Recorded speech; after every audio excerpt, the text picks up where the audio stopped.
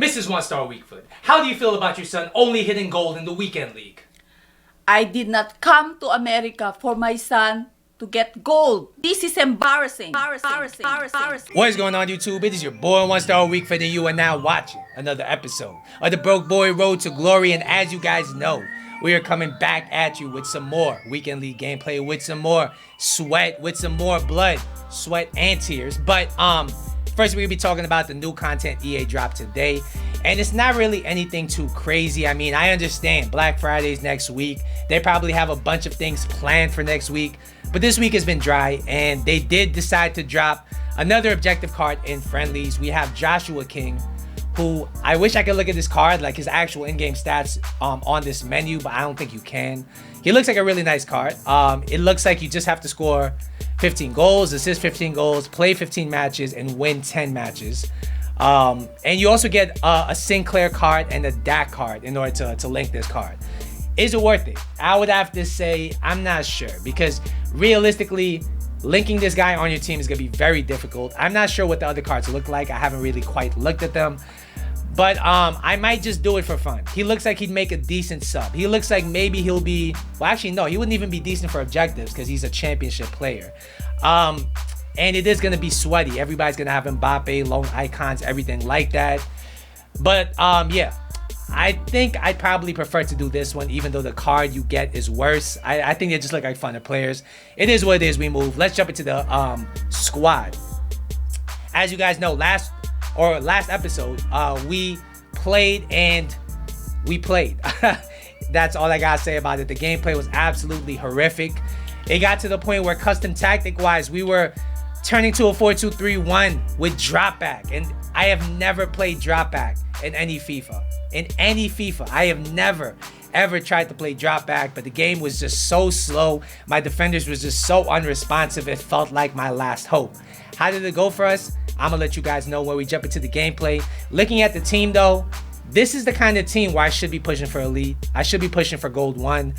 But with the gameplay in its current state, it just makes it so difficult. It's hard for me to identify an actual weakness on this team. I don't really think there's any actual weakness on this team. The defense is very good. The goalkeeper, I'm not really sure about, because Allison is an amazing goalkeeper in the sense that he makes some amazing saves. But he deflects a lot. I thought he had a player trait that would explain it, but he doesn't. He deflects a lot of balls back to the opponent. I'm not sure if that's the gameplay mechanics or just him in general, but it's something that was very annoying.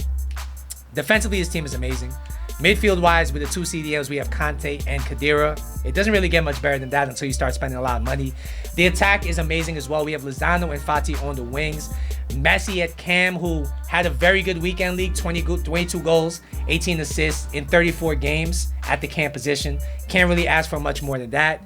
And Ronaldo, of course, is going to continue being the best 9-4 gold striker in the game. So, without further ado, you know what? I'm going to just give you guys the gameplay. We're going to talk about things going forward. We're going to talk about what I've noticed. We're going to talk about the drop back tactic.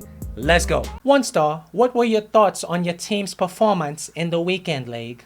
Yes, we did do a lot of things this week to prepare for the weekend league. As you guys know, we had the 4-4-1-1 formation, and it was hidden. I was using it in Division 2. I was winning games. I was feeling good, and then the weekend league comes and the gameplay is completely different than rivals. It's completely different than friendlies. It is just a whole new beast of delay, and I've covered the delay enough, so I'm not going to be talking about the delay that much today.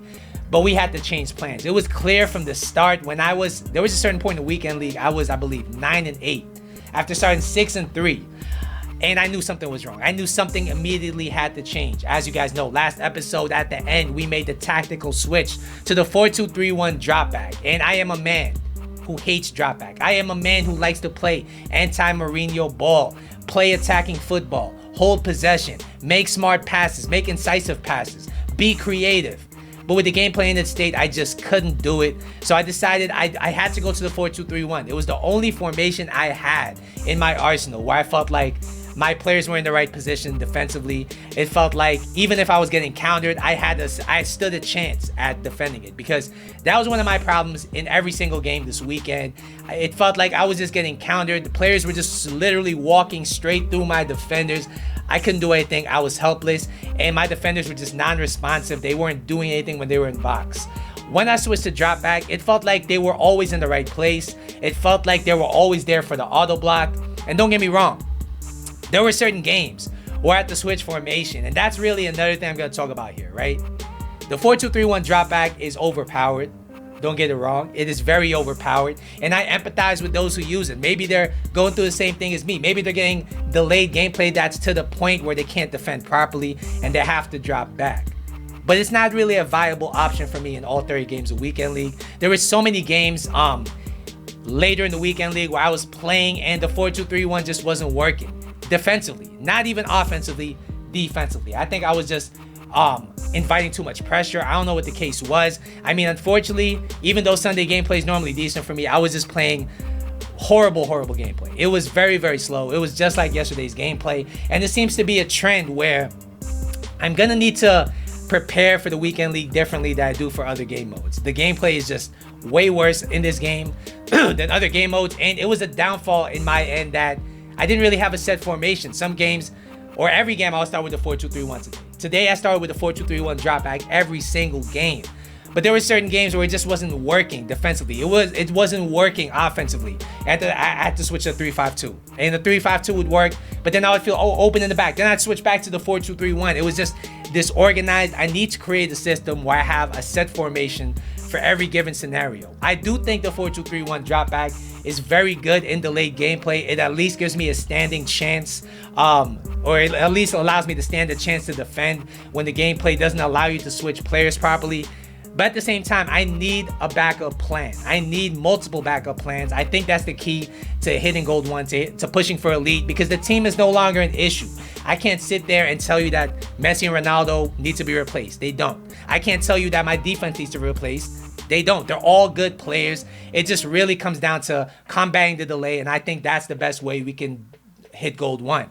Speaking of which, it's come to my attention that I've been putting way too much pressure on myself to hit Gold 1. I think this series is really about, because I really just have to think about things in perspective, right? This series is a road to glory.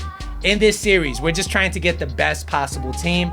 And just because we don't hit Gold 1 or Elite 3, it doesn't mean we're not successful. We have a very successful RTG this year. The team we've been able to build is amazing.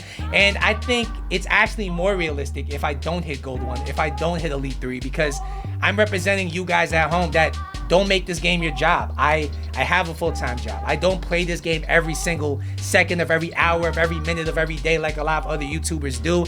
And I'm still able to have a team like this. I'm still able to achieve decent things in the Weekend League. So that's that. That being said, we will be coming back next weekend. And unfortunately, I think I'm suffering from some burnout. It's early in the year. This is the earliest in the year I felt burnout from the Weekend League. But if I have to play another Weekend League like this and another weekend where I work, I don't think I'm going to be finishing it. I don't think it's worth it to finish it. I mean, last week I got Gold 2. I got absolutely nothing in rewards.